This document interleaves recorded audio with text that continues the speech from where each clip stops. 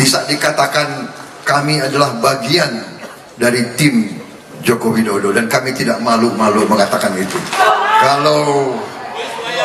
Kalau kekuatan Jokowi dan Prabowo bersatu, ya kira-kira 50% naik lagi, minggu depan 52% terus menerus. Jadi dasarnya adalah upaya untuk memberi persiapan mental bahwa kalau terjadi satu putaran memang betul-betul itu terjadi karena kemestian sosiologis. Padahal kita tahu itu adalah hasil manipulasi. Santai, dan kalau teman-teman lihat survei, ya memang surveinya seperti itu. Kalau trennya seperti itu, ya artinya memang benar-benar satu putaran. Ini pertandingan arogansi aja atau pertandingan pameran. Tetapi kita mengerti bahwa upaya untuk mengefisienkan pemilu itu bukan dengan cara memanipulasi suara, tapi dengan sungguh-sungguh berbuat jujur. Kan itu mestinya kan.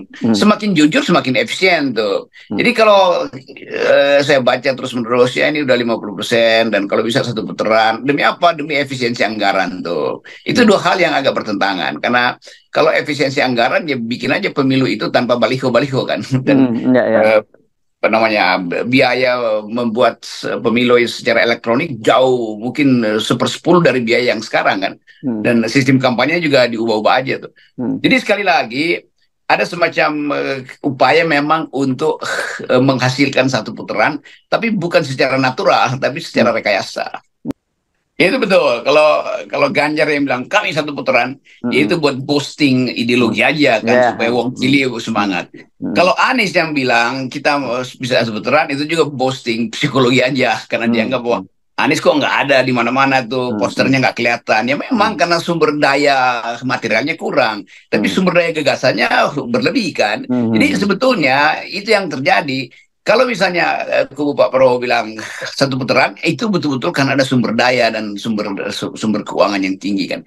Tetapi kalau masing-masing bilang satu putaran, itu artinya masing-masing memenangkan 50% dari kabupaten, dari seluruh apa namanya, kantong-kantong suara di semua provinsi kan. Jadi kalau semuanya 50%, berarti 150% dong. Jadi kan. Tapi kita anggap aja bahwa memang di bagian Pak Prabowo ada perencanaan birokratis dan teknokratis untuk menangkan satu pemilu yang nggak mungkin dilawan oleh Anies yang modalnya muter-muter dari kampus ke kampus. Tetapi orang juga berpikir justru kampanye di kampus itu efek elektoralnya bisa lebih dalam karena langsung kita tahu isi pikiran dari teman-teman mahasiswa, dosen, masyarakat sipil tuh. Dan kalau misalnya Anies kampanye intelektual di Semarang, kan itu Semarang kan kota pelajar juga seperti Jogja, dan anak-anak kos itu datang bahkan dari seluruh Indonesia. Mereka pulang liburan akan bercerita. Efeknya itu nggak perlu baliho sebetulnya, karena memang mahal bikin baliho. Tapi demikian juga Ganjar mungkin hanya ingin mengikat kembali kepahaman bersama bahwa PDIP pernah memenangkan tiga kali berturut-turut, dan itu dasarnya adalah boosting ideologi itu. Jadi boleh aja tuh. Nah, kita mulai dengar misalnya Pak FX Rudi membuka cerita lama tentang Gibran segala macam. Lalu teman-teman yang lain mulai mempersoalkan sebetulnya bahwa ada ketidakjujuran di dalam pemilu 2019. Dan itu berlanjut juga dengan pola yang sama sekarang. Jadi tetap kita nggak susah dipercaya secara akademis kalau itu udah 50% tuh. Karena 50% itu artinya itu menang di separuh dari provinsi Indonesia, dan setiap provinsi mesti punya suara 20%. Itu secara hukum berpikir metodologis itu kurang masuk akal. Tetapi bukan metodologinya kan yang dipersoalkan kan. Jadi efek dari membicarakan itu 50% naik lagi, minggu depan 52% terus menerus.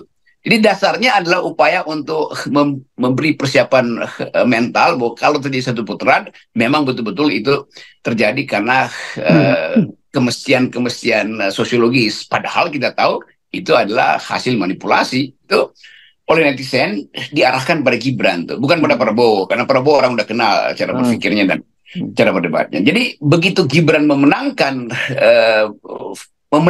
panggung pada debat kemarin, orang merasa aneh, kok bisa ya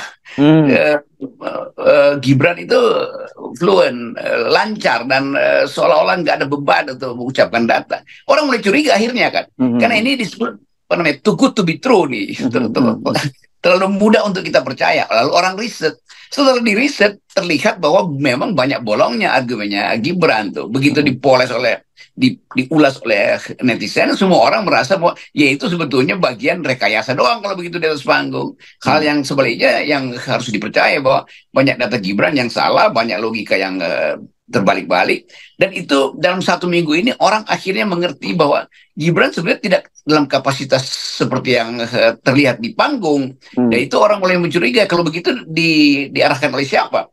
Apakah ide Gibran itu otentik ada dalam pikirannya atau dibisikkan lewat transmitter? Kan itu semuanya mencurigakan kan. Nah, selama itu tidak bisa diterangkan oleh kubu Pak Prabowo dan kubu Prabowo ini tetap lakukan apologi, orang makin lama makin menganggap oh Gibran itu memang sebetulnya direkayasa doang di atas panggung tuh. Nah, itu yang menjadi tadi faktor yang menerangkan dengan baik bahwa masyarakat rasional kemudian mulai mencurigai dan menarik jarak perlahan-lahan dari kubu 02. Nah, efeknya apa? Ya efeknya mesti didorong lagi tuh teori satu putaran itu kan. Termasuk tadi survei-survei mulai dikerahkan lagi. Tapi intinya orang mempersoalkan beban Prabowo kalau terus-menerus mengasuh Gibran di dalam keadaan yang agak abu-abu tuh kapasitasnya. Itu aja. Jadi kita membaca sebetulnya reaksi kelas menengah terhadap kemampuan Gibran yang tiba-tiba kok bisa bercahaya kan, orang curiga kan, kok tiba-tiba bisa ya, bukannya tidak bisa tadinya. Itu intinya.